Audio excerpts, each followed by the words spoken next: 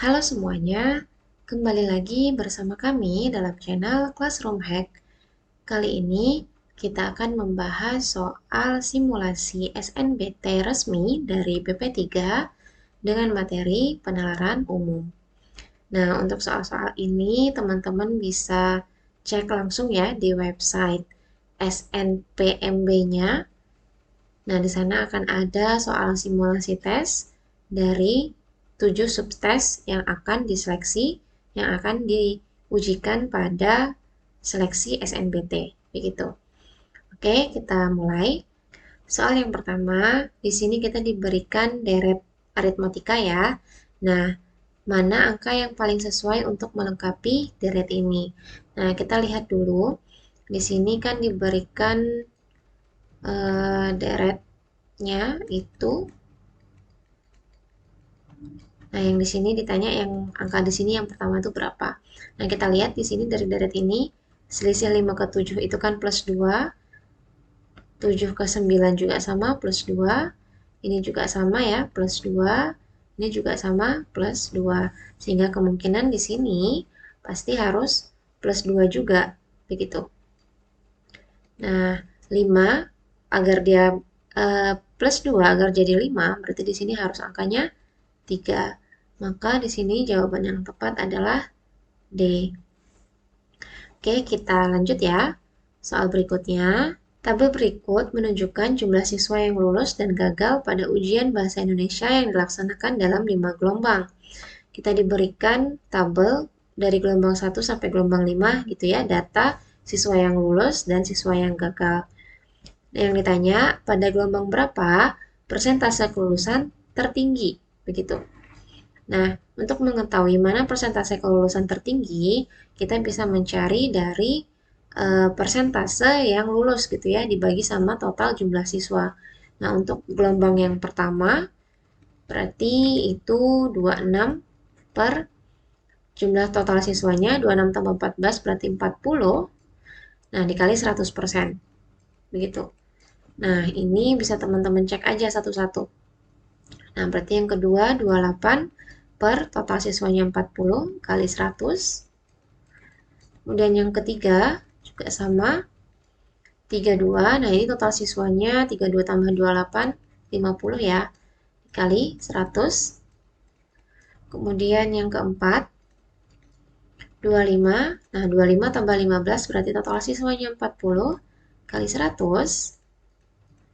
Terus yang kelima 14, total siswanya 14 tambah 16 itu 30 kali 100, begitu. Nah, ini bisa kita abaikan ya untuk nilai 100-nya.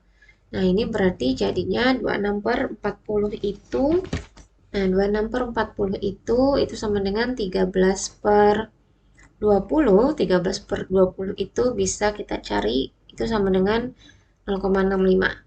Kemudian ini 28 per 40 itu sama dengan 7 per 10 ya. Sama-sama dibagi 4. Nah, ini dapatnya 0,7. Kemudian yang ketiga 32 per 50 itu bisa dibagi 2. Sama-sama dibagi 2, 16 per 25. Nah, ini dapatnya 0,64. Kemudian ini bisa sama-sama dibagi 5. 5 per 8. Ini hasilnya 0,625. Nah, kemudian ini 14 per 30 itu bisa sama dengan 7 per 15 dikecilkan. Nah, ini hasilnya 0,46 sekian atau bisa kita genapkan jadi 0,467.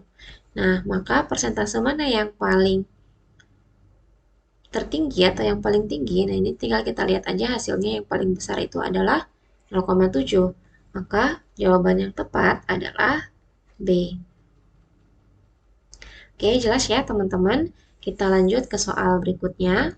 Soal selanjutnya, 2 dus minuman dibagikan kepada 4 kelompok kerja dengan ketentuan sebagai berikut. Nah, di sini kita diberikan pernyataan bahwa kelompok B mendapatkan 2 kali lebih banyak dibandingkan kelompok C. Kelompok A mendapatkan setengah bagian keseluruhan, kelompok C dan D mendapatkan pembagian sama rata dari minuman yang tersisa. Kemudian, setiap dus berisi 24 kotak minuman ringan. Nah, informasi yang dapat digunakan untuk mengetahui jumlah kotak minuman yang diterima oleh kelompok A. Berarti fokus kita hanya pada kelompok A saja. Nah, pernyataan mana yang dapat digunakan atau informasi mana yang dapat digunakan untuk kita tahu berapa jumlah kotak minuman dari kelompok A gitu. Nah, jawaban yang tepat itu adalah 2 dan 4. Kenapa? Karena ya 2 dan 4 saja yang membahas tentang kelompok A gitu ya. Jadi kelompok A itu mendapatkan setengah bagian keseluruhan, kemudian setiap dus berisi 24 kotak minuman ringan. Nah, berarti karena ada di sini setiap dus berisi 24 kotak minuman ringan, maka karena ada 2 dus berarti totalnya kan 48. Nah, 48 ini isi kelompok A mendapatkan setengah bagian keseluruhan, berarti setengah dari 48. Kelompok A itu dapat 24 kotak minuman ringan. Nah, maka jawaban yang tepat adalah D. Oke, jelas ya teman-teman? Kita lanjut ke soal berikutnya ya. Soal berikutnya, berikut adalah data pengunjung dua fasilitas umum yaitu perpustakaan dan museum pada bulan Januari 2022 dari hari Senin sampai hari Jumat. Nah, kita di sini diberikan grafik ya, data kunjungan pengunjung fasilitas umum perpustakaan dan museum.